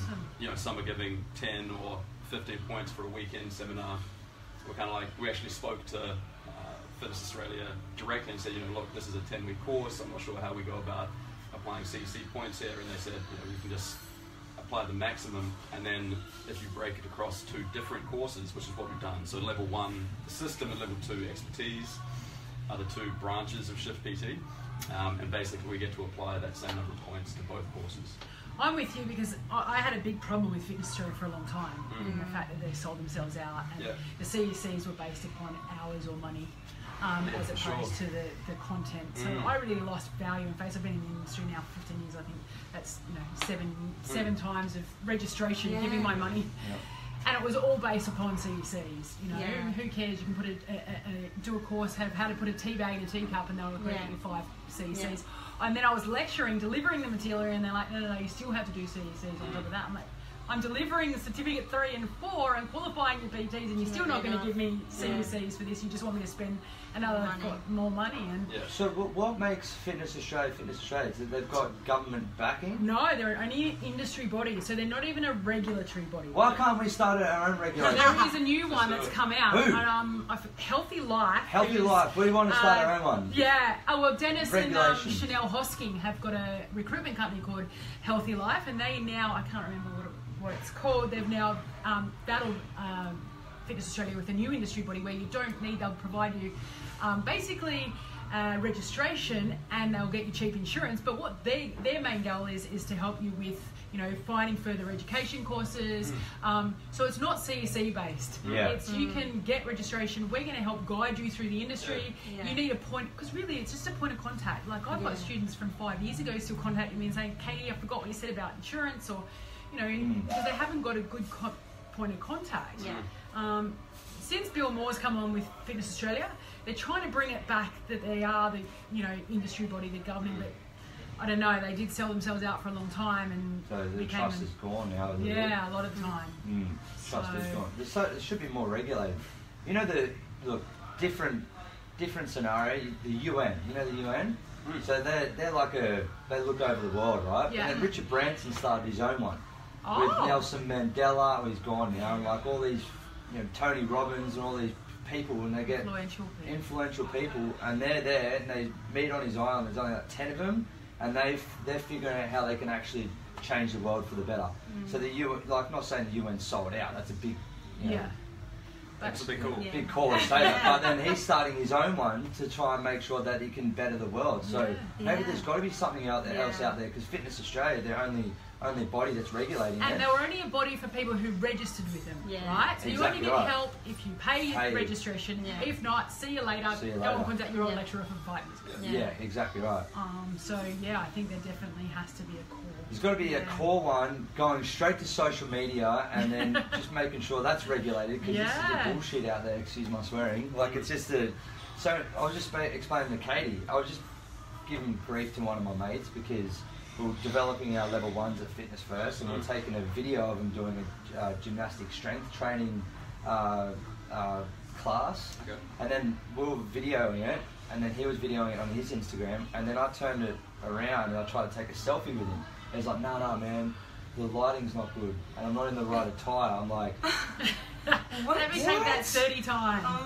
because it's like all about his Instagram and his look. Wow. I'm like, wow, I'll get along with him like a house on fire, so I Yeah. just gave him shit. But that's what Yeah. should be regulated. Like, it's all about the highest, the best photo. I mean, where's the actual, Substance, education? right? Yeah, Yeah, exactly. but that's right when you behind it. see if clients are actually going to last with them or not. Like a lot of my clients tell me they like me because I'm real Yeah. and I'm not fake. I'm not like those fitness models. Like Katie and I went to that Women's health. Women's Secret Health Secret Of Sweat. course, You ever want to Oh, feel is this your Yeah. friend fat, that you ugly, went and to? old? That's when you go, yeah, tell me. Like we just felt depressed. Yeah, it was No, fitness like, oh my models. god. Like we went there, no makeup, active Ready to wear. work out. I was Ready to work out and sweat, and we get there and we're looking around and we're like, oh my god, like all the girls are posing, Instagram selfies everywhere, all about the video and the camera, and then The the workout was the least functional. Oh my She was God. having us I was doing throwing up. It's like crazy. donkey Donkey kicks, kicks. standing And on almost like a handstand, doing kicks up And then vertically in the air. burpees Oh my and God. and all these things, and I'm like, if we're finding it hard, how are the girls next to us who aren't like in the fitness industry? How are they finding it? Because I was so sore the next day, like in places I have not been sore for in so long. But it was just a very, very weird. But that sort of stuff, like you look at the fit PTs that went there, and it's just not real. Like everyone has different body types. Everyone's going to have different shapes and sizes. I had a safety photo lady, and she was like, "We'll just try it, and if you fall over into the person in Yeah, front of you'll you, be just say fine. hi, Just and say then go back hi. to your spot." I was Make like, a friend. Yeah. Yeah, this training for sort of acute outcomes, right? Yeah, Like sweat, exactly. soreness, being out of breath. I think we really need to step away from that and have more long-term goals, right? This is where periodization is.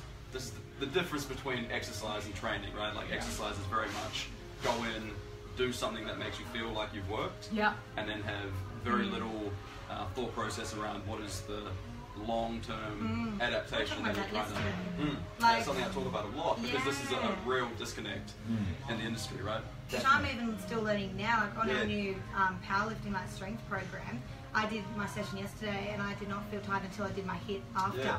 But I was like, did I ever And so she questions that, right? Yeah, I and question that. that's someone that's educated Yeah. to the nth degree over someone else that I work with. Yeah.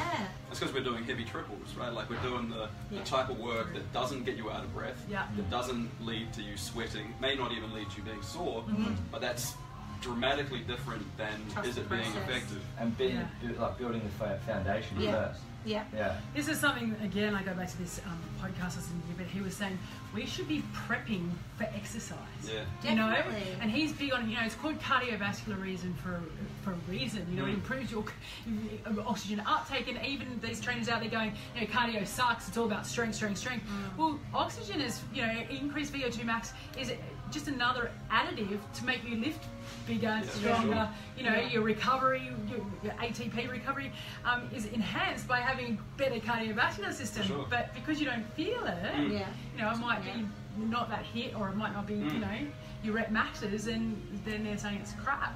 Do you think that like, not to go on a negative mindset in terms of just one size fits all, but do you reckon there's a sport, I ask this question a lot, a sport or a certain structure that you could follow that could translate into different sports? Yeah, for sure. Is there a structure? Like I've been, for me, for example, I've run a marathon. I'm not saying this to brag, so it's not. I'm just asking for your advice. Yeah.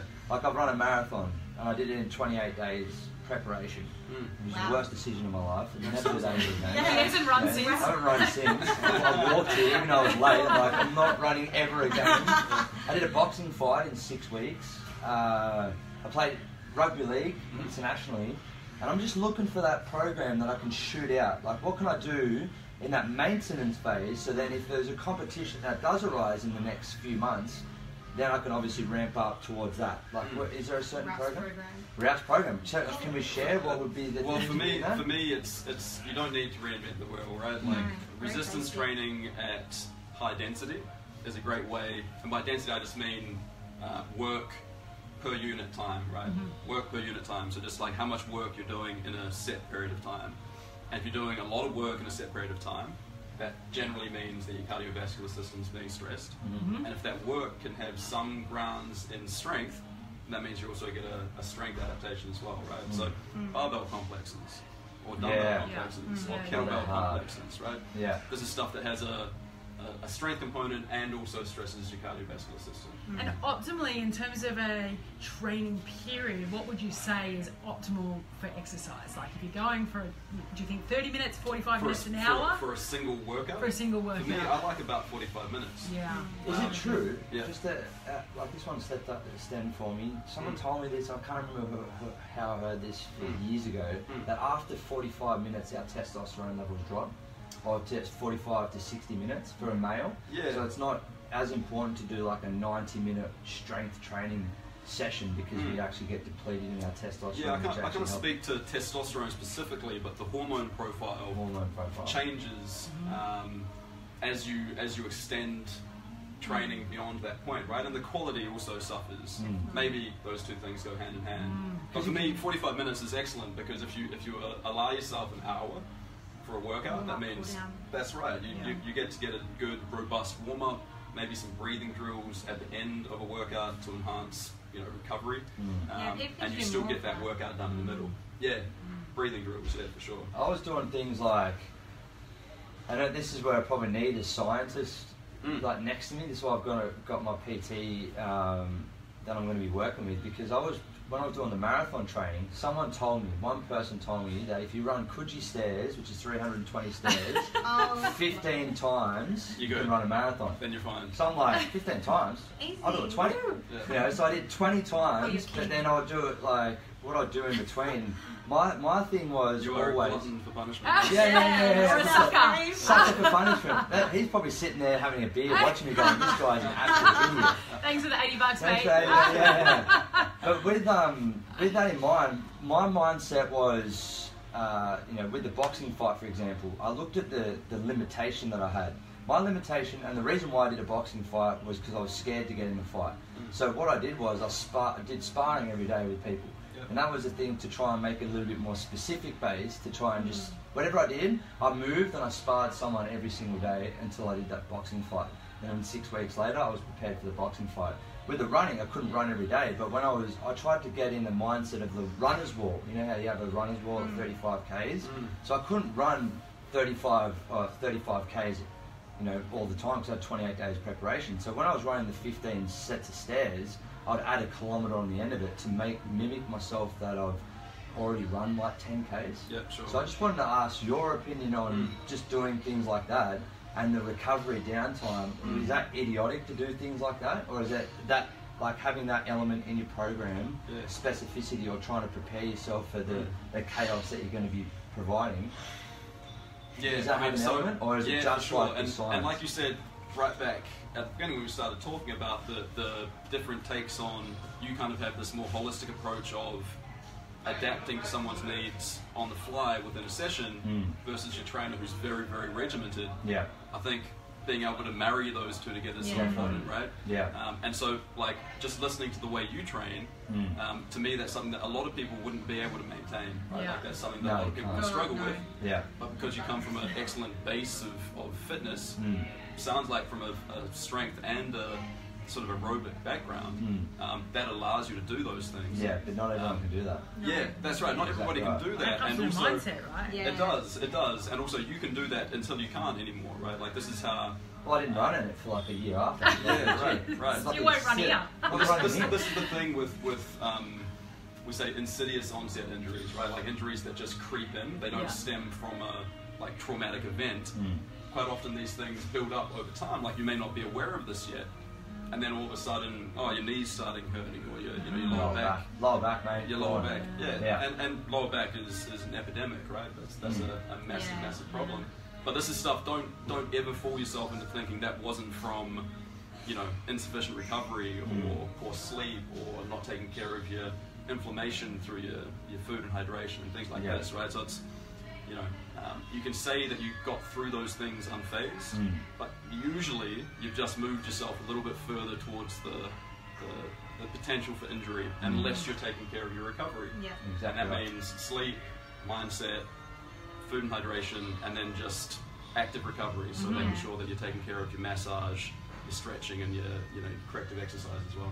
And don't get me wrong, is the scientific approach to that, and please correct me, is that you're really trying to increase your lactate threshold, right? Yeah, so, sure. Trying to increase that rate at which your lactic acid will tell you to stop. So by doing the 1 kilometre at the end, it's like trying to mimic that. At 35 kilometres, you're probably going to get a lactic build-up to some degree that's going to make you stop. The thing that happens at that phenomena of like the runner's wall, right, is that's terrible. just energetically, that's the limit of how much energy you have left in your bloodstream, right, as well as in the muscle tissue. And that's that thing that's so tough to break through. The funny thing was, I wasn't as tired as I thought I would be. It was emotion. Yeah. Like I was actually emotional. Yeah. Like I was like tearing up. Like I was like, oh my god. And then you start thinking of things from the past. And it's like there's more mental breakdown. But I wanted to put myself in a position to do that. But then if I had better sleep, I had better recovery, I had better food intake, like the things you're talking about, may not have had that run as well. You know what I mean? Yeah, I mean you will have it. I've worked with endurance athletes a lot. That's probably one of my stronger athlete groups. And even the most elite, I've worked with ultimate runners as well. These guys that just talk about guns. And everyone goes through that. It's just that is when you run out of substrate, like you said. It's a matter of how bad it is and how well you can manage it is dictated by your recovery.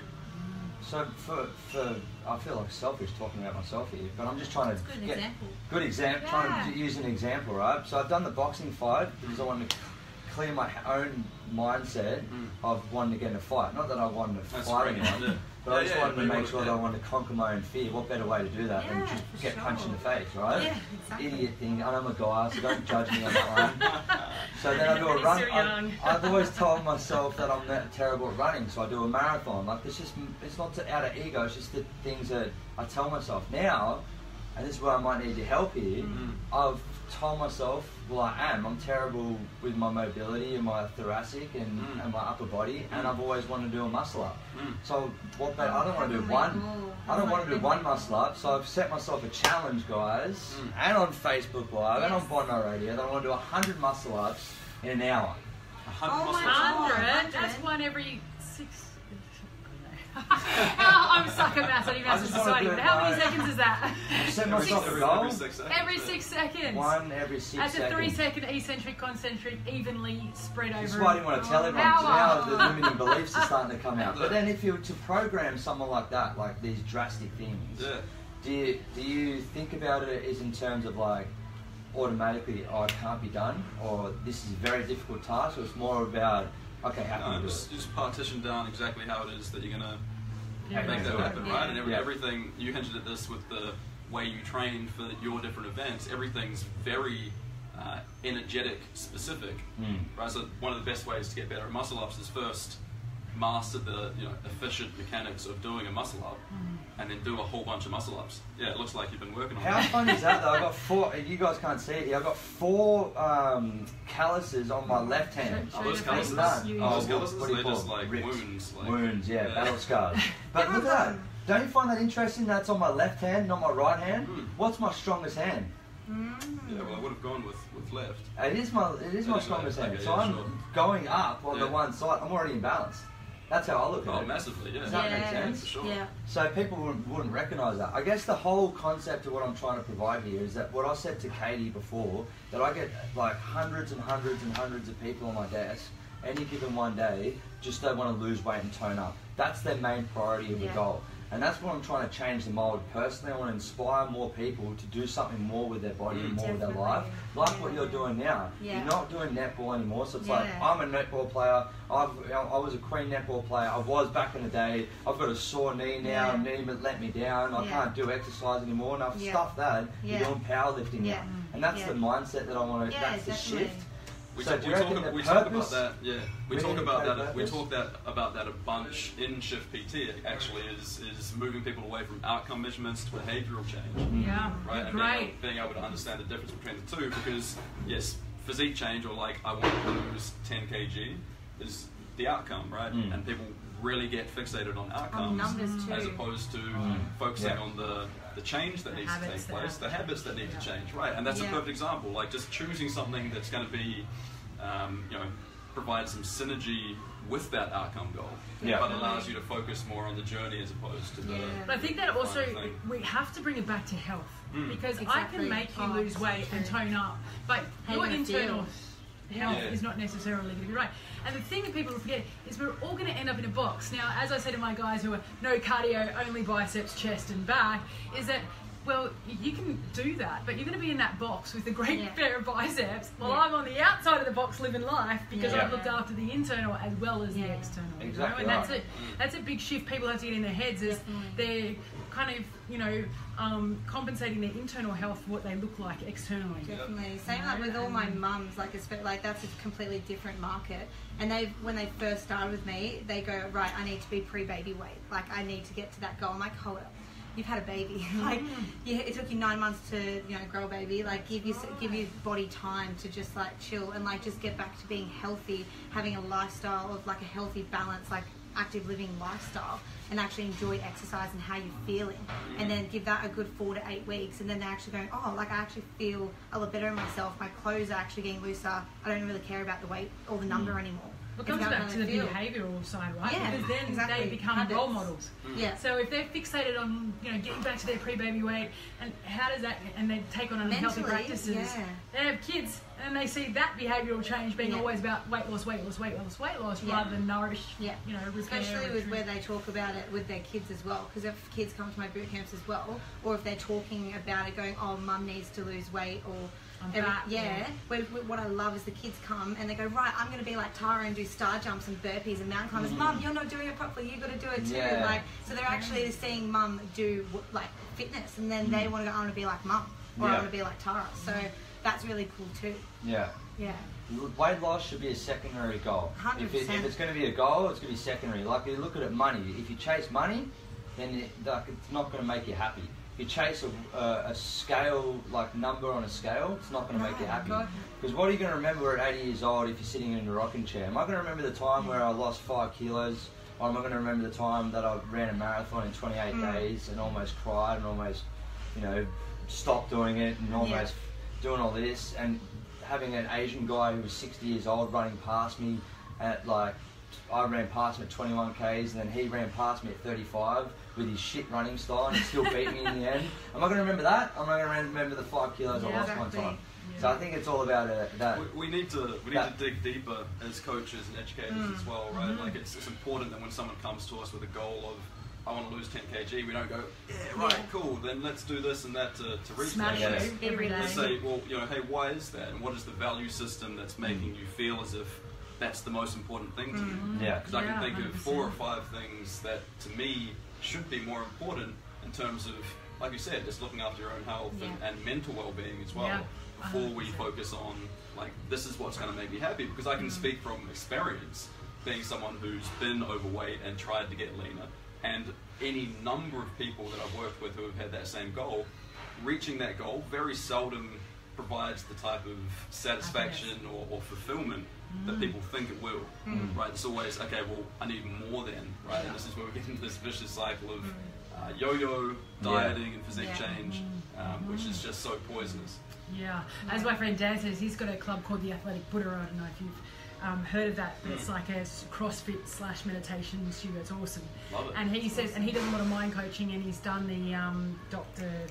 whoever the DeMartini, and does a lot of that into his practice as well. And he says, if you are unhappy here, and with extra 10 kilos, who's to say you're going to be happy once you've lost the 10 kilos and you've given up everything in your life, your joy and your main goal. You may as well be here drinking wine and 10 kilos overweight than they're depriving yourself of everything and still but still unhappy. So I think that's a really big point. On DeMartini, he's fantastic because it changed the perspective for me, and it brought up what you said before in terms of the children side of things. So he says people always gravitate to what they value the most.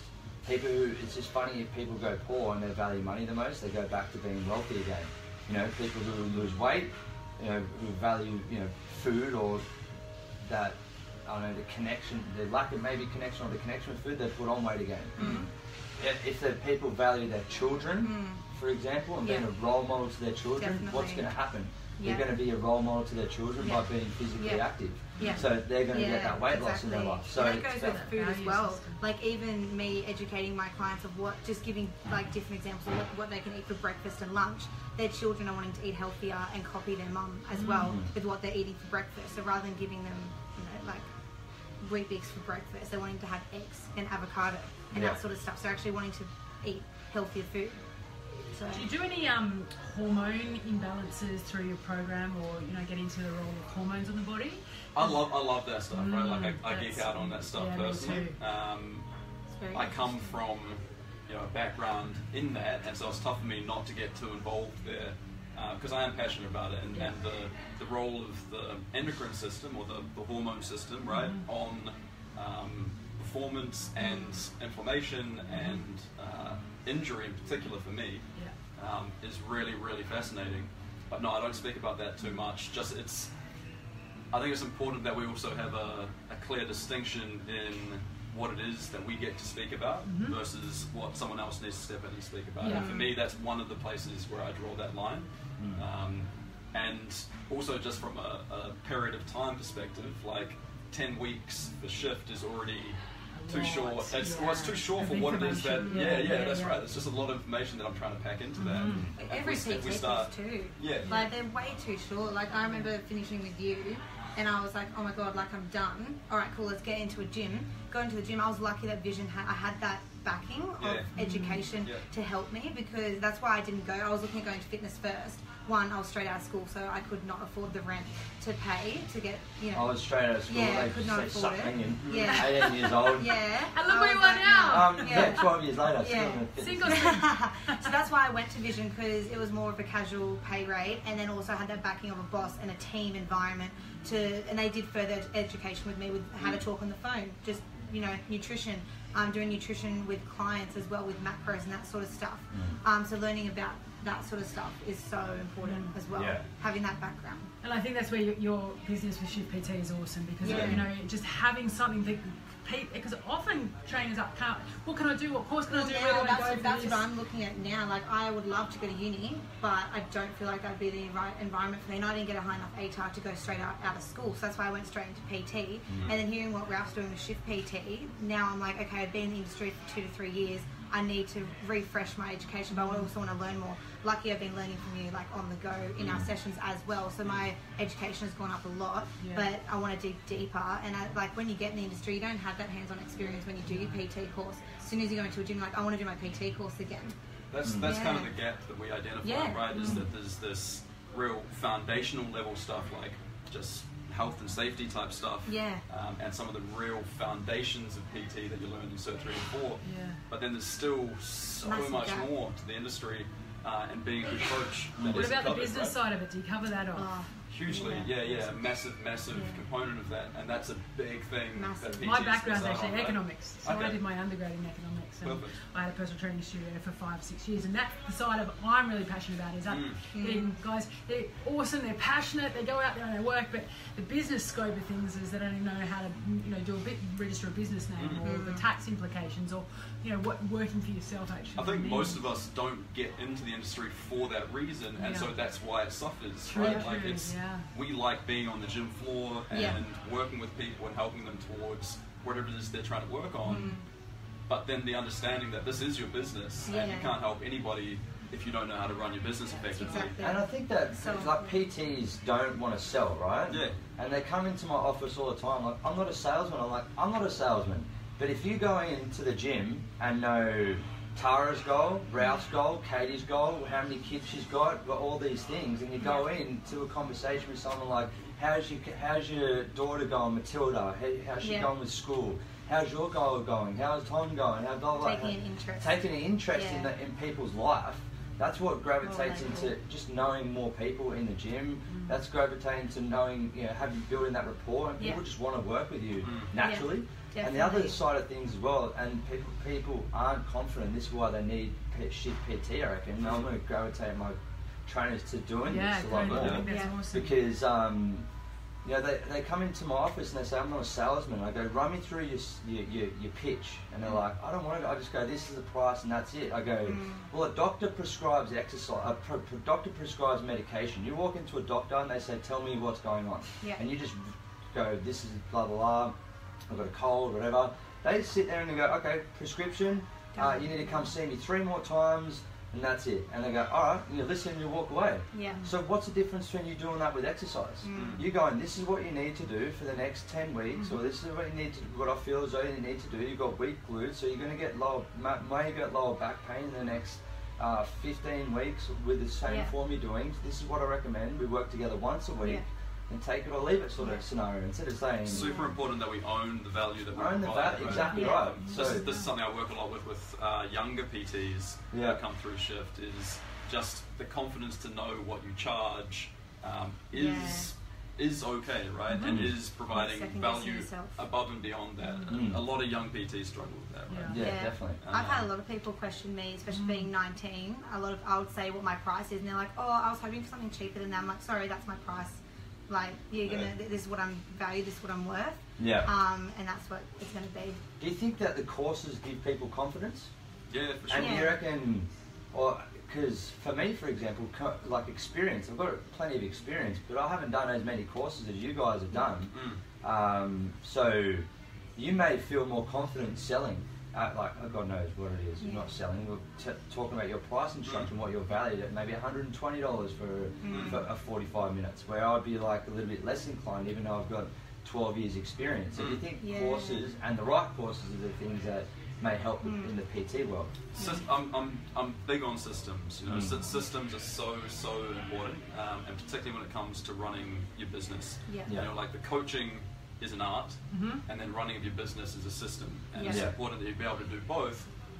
But if you have good systems in place and you know exactly what it is that you provide and the streamlined process that you put people through, it's very, very easy. It's not very salesy. There's not a lot of stuff that can go wrong. And if you know exactly how it is that you're going to approach it when you speak to somebody about it, and that's right, you kind of own what it is that you're saying to them. This is what I can help you with.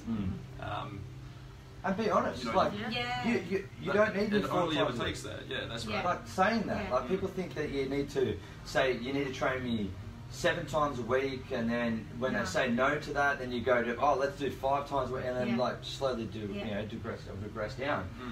Why don't you just say what you think? Like, all right, you're training yourself 4 times a week already. I think that you could see me once every couple of weeks. You could afford to do that. Is that where that's for sure? But and also on the other end of the spectrum, being okay for someone who clearly has tried and failed a number of times and needs a higher degree of accountability, maybe is more injury prone, or someone who has a lot of risk factors, being okay saying to them, hey, you need coaching more frequently. Right? And being okay to say that. Yeah, and I like to use it as we are just become another outsourced service as well, right? Because that, I can't help you with your taxes, but this is what I can help you with, and this is where I can get you to. When you need your house cleaned, because people are time poor. And I know people say you have to find the time. It's bullshit. You have to find them the time, right? You have to put it in their diary. One of the best advices I've got is at the beginning of every week, and I was saying on the plane today, on the way back, I do my to-do list every week, on a Sunday night, Monday morning. We do that with our workouts. We always talk to each other week to week. Okay, when are you training at the gym? When can we do our sessions? now that I've got a training switch with my program, we've now changed what days we're doing certain workouts on, but we've planned that, it's in our diary and we know when it is. Yeah. And that's really important. But Yeah. you know, you use a cleaner when you need the house clean. You use a doctor when you get sick. Well, you know, you use a personal trainer to enhance your time, your efficiency, and your wellness. You know, Yeah. like if you've only got 45 minutes 3 times a week and you don't want to learn how to do it and educate yourself, then that's what you use us for. And taking an interest in your clients actually makes, as we were saying before, a massive difference. A lot of my mums have said, oh, I can't do this, can't do that, like I don't have the time. And I'm like, okay, this is my schedule. If you can bring your kid to this session, will you be able to make it? And they're like, oh, actually that might work. And I'm like, if you can book it in your diary and it's there and it doesn't change, then you can come. And they feel so much better for it. And then some of them are wanting to up, say, 2 sessions to 3 sessions a week. Then again, they're like, they don't know where to fit it in. So again, we look at the schedule and we make it sure they book it in so they know it's there, it's done, it's booked in, and they can't change it. And therefore go back down to 1 session, vice versa. Just making sure they get those sessions in that they're wanting to achieve every week. Yeah. Awesome. You know what? I could do this all day. He's going to go to Bali, but let's just I'm give a gonna- shout out to Ralph, shiftpt.com.au. No, just .com. Awesome. .com. Taz Going Performance. international. Taz Performance. And Tempest Performance. Tempest.net.au. Tempest.net.au. So we're also going into a podcast. Yep. So we'll be uploading this into a podcast the next couple of weeks. Facebook Live, and we're going to do some cuts hopefully this week with Joel. Yeah, exactly right. So it's all Spit it happening out, in the so- fitness show. We're just Yeah. bringing people into our life, and it's funny how who we're attracting into our life is exactly who we want to, the influencers that want to make a change. And that's who we want to The real provide. stuff, not the crap marketing Yeah. stuff. Yeah, That's this what is crap, our we're- whole goal is to bring professionals in who are doing great stuff in the industry. Love it. Promote you from guys, you know, Instagram. promote doing great things. I'll tell my PTs about Shift PT. Yeah, you know, like so- all those guys. It's just an online platform that they can refer it's to. And is their course material available forever once they? Yes. Yep. Awesome. Yep. They've got access to it forever. Because that's one thing I know with a few of the RTOs and whatnot out there. Once your course date's finished, that's it. They That's close off terrible. access. You know, so they're printing out pages and pages of Yeah. information before they get locked out of the course because their time's up. So Yeah. to have that resource to go back to amazing. forever is Yeah. awesome. Reference tools. Yeah. Yeah. Yeah. Yeah, beautiful. Yeah. Well, thank you so much for your Thanks time, for joining guys. us. That's a Thanks wrap. for joining us, guys. Thank you. And And I'll see you next in a week. couple of weeks. Yeah, I'll see you on. I think we're doing Friday when you're back, but next Exactly week I'm right. being by myself. Yeah, you A nervous? couple of- No. Nah, you'll be fine. Smash it. Couple Yes, of coffees. Liam's not here. Like, Dad's not here. I've had 2 coffees already. Two just wanted to- mics. Yeah, 2 mics. All right, thank you so Thanks, much, guys. ladies and gentlemen. I'll see you in a See you couple of later. weeks' time. Yeah, enjoy Thank Bali. you. Thanks, guys. Oh, thanks for having us. Oh, yeah, awesome. It's always good to have professionals in the industry. Thank you, guys. You think at the beginning, oh, how long is it going to go for? And then we just